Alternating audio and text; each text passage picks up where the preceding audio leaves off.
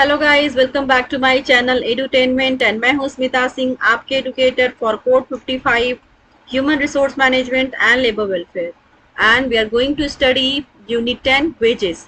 सो ये हमारा, जैसा कि मैंने आपको प्रॉमिस किया था कि मैं अपने channel per unit 1 to 10 free of cost सारा सिलेबस लेकर के आऊंगी और आपको थ्योरी पार्ट सॉल्व करके दूंगी, plus along with the theory part I'll bring MCQs and PYQs series as well, right. So आज हमारा ये हम यूनिट 10 स्टार्ट करेंगे, वेजेस। सो इसके बाद हम अगेन रिवीजन का करेंगे काम, राइट। रिवीजन अगेन ऑब्वियसली जिन लोगों ने मेरे सेशंस पहले नहीं देखे होंगे, पहले की वीडियोस नहीं देखे होंगे, तो मैं पिछला लाइक जो यूनिट 1 है, यूनिट 1 से अगेन स्टार्ट करेंगे। एंड यूनिट 1 में जो मुझे लगता है कि कहीं ना कहीं पिछले जो पैटर्न रहा है या फिर जो स्टाइल थी, थोड़ा सा उसमें चेंजेस करूंगी मैं। पीपीटी स्टाइल में भी थोड़ा सा चेंजेस की जरूरत है, फॉर्मेटिंग की भी जरूरत है कि चेंज हो उसमें, और फॉर्मेटिंग के साथ साथ कंटेंट में भी थोड़ा बहुत चेंजेस देखने को मिलेगा आपको, right. So let's start with unit 10 wages. So wages से हमारा पहला टॉपिक होगा, ऑब्वियसली वेजेस के बारे में ही बात करेंगे। इसको हम वेजेस के बारे में हमने पढ़ा है प्रीवियस सेशंस में, बट क्योंकि ये यूनिट ही वेजेस के नाम से है, वेजेस के ऊपर है, वेजेस के बारे में है, तो वेजेस को हम डिटेल में पढ़ेंगे, राइट। तो इसका कॉन्सेप्ट एंड डेफिनेशन देख लेते हैं।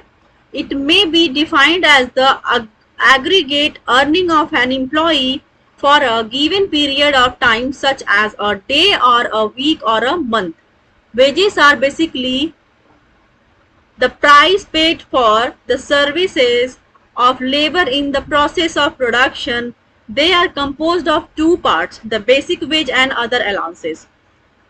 The allowances include dearness allowance, city compensatory allowance, overtime pay, medical allowance, etc.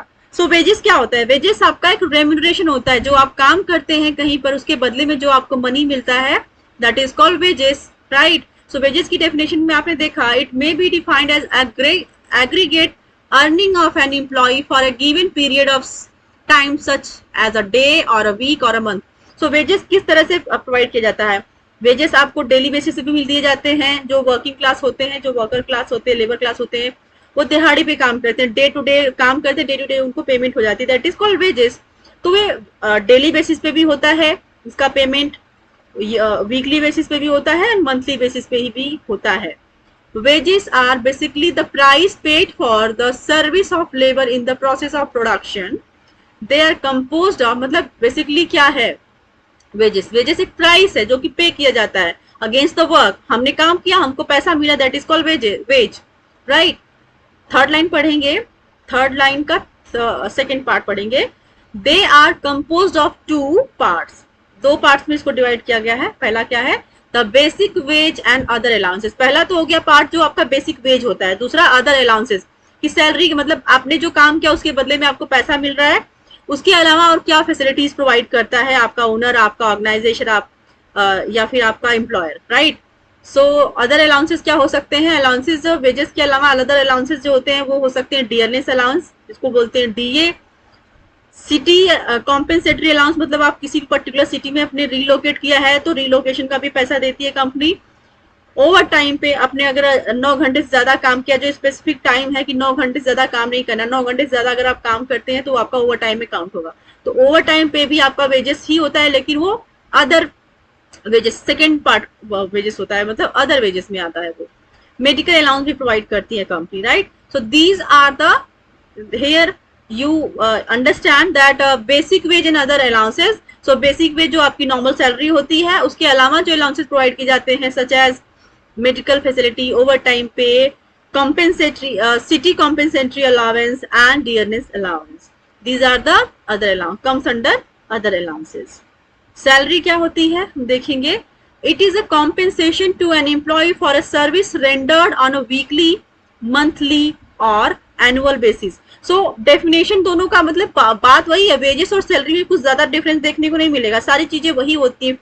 मतलब बेसिक सैलरी होती है, उसके अलावा अदर फैसिलिटीज प्रोवाइड करते हैं, जैसे कि आपका मेडिकल अलाउंस हो गया, ओवर टाइम पे हो गया, सिटी कॉम्पेंसेटरी अलाउंस हो गया, जिसको रिलोकेशन अमाउंट बोलते हैं, डीए होता है, एचआरए होता है, लेकिन डिफरेंस सिर्फ इतना है कि जो वेज होता है ना, वेजेस में डिफरेंस इतना है, वेजेस और सैलरी में, कि वेजेस डेली बेसिस पे भी प्रोवाइड किया जाता है, वीकली बेसिस पे भी प्रोवाइड किया जाता है, एंड मंथली बेसिस पे भी प्रोवाइड किया जाता है। बट सैलरी के केस में सैलरी को आप सैलरी नहीं कहेंगे अगर वो वीक डेली बेसिस पे प्रोवाइड किया जा रहा है, that will convert to wages. So wages के केस में डेली बेसिस पे भी पेमेंट होती है, लेकिन सैलरी के केस में डेली बेसिस पे पेमेंट नहीं होता है, right? That are the payment are done on the basis of week, month and annual, मतलब ईयरली। सेकेंड लाइन पढ़ेंगे, it is usually associated with office staff, मतलब सैलरी का जो टर्म है किसके लिए यूज किया जाता है? लेबर क्लास के लिए आप सैलरी वर्ड यूज करते हैं, आप यूज करेंगे वेजेस के लिए। लेकिन जो नॉर्मली जो पर्सन होते हैं, जो कि ऑफिस स्टाफ होते हैं, सुपरवाइजर्स होते हैं, रिसर्चर्स होते हैं, मैनेजर्स होते हैं, इनके लिए सैलरी का टर्म यूज करते हैं आप, राइट? तो this is called salary. So wages and salary में आपको एक माइनर सा डिफरेंस देखने को मिलेगा कि वेजेस जहां पर डेली बेसिस पे भी पे किया जाता है, वीकली एंड मंथली बेसिस पे किया जाता है, where as salary paid to on basis of not daily basis but weekly, monthly and yearly, right?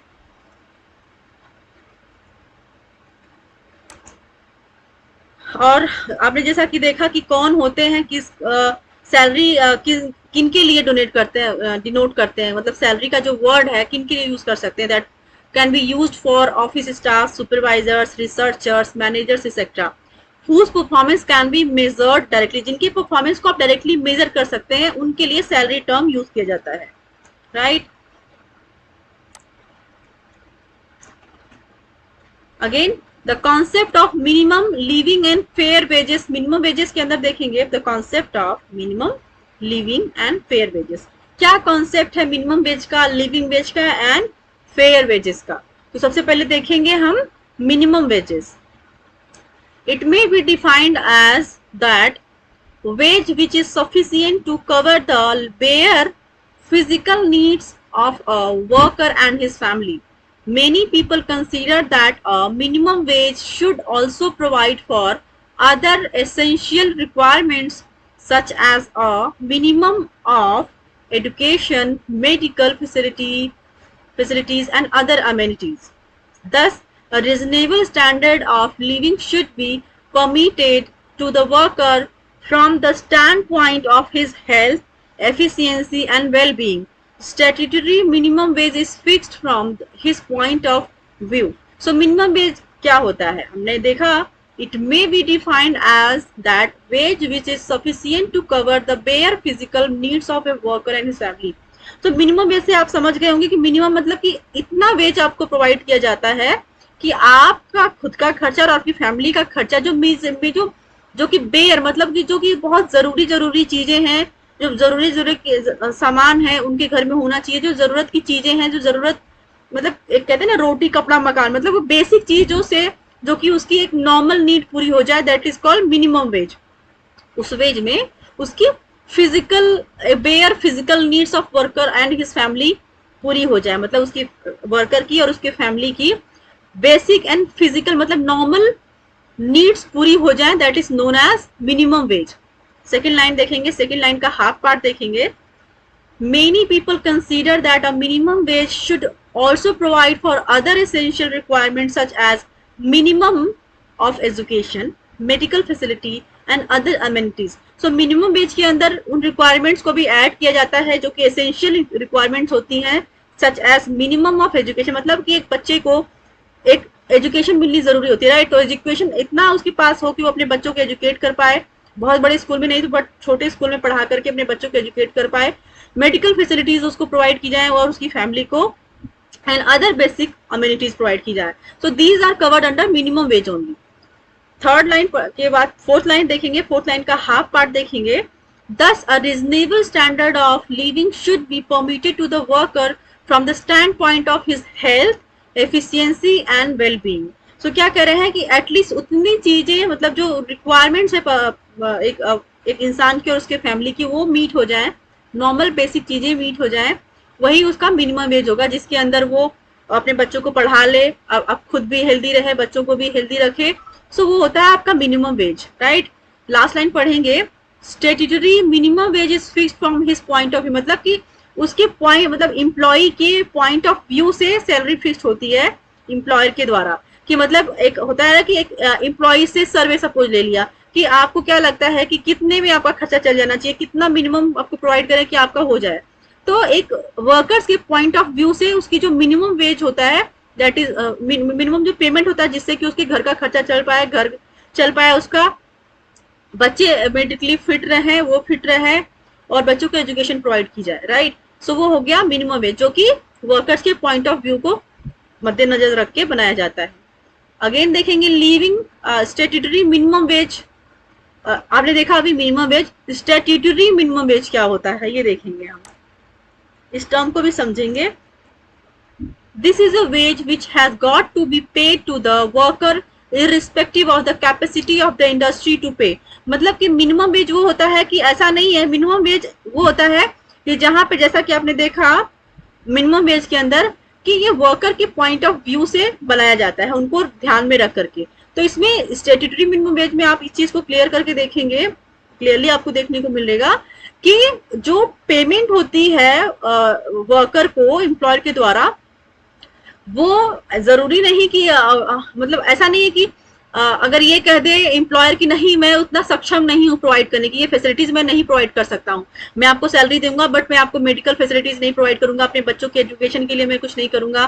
सो ये सब वो स्टेट्यूटरी मतलब कि लीगली वो बाइंड होता है, राइट, एम्प्लॉयर। तो उसको ये सारी चीजें करनी ही करनी होता है, वो चाहे चाहे ना चाहे उसको ये फैसिलिटीज प्रोवाइड करनी ही करनी है, राइट। उसकी कैपेसिटी हो या ना हो, एम्प्लॉयर को प्रोवाइड करना ही करना है, मिनिमम वेजेस प्रोवाइड करने ही करने हैं उनको, राइट। तो इसीलिए यहाँ पे लिखा है पहली लाइन में आपने देखा, this is a wage which has not to be paid to the worker irrespective of the capacity of industry to pay।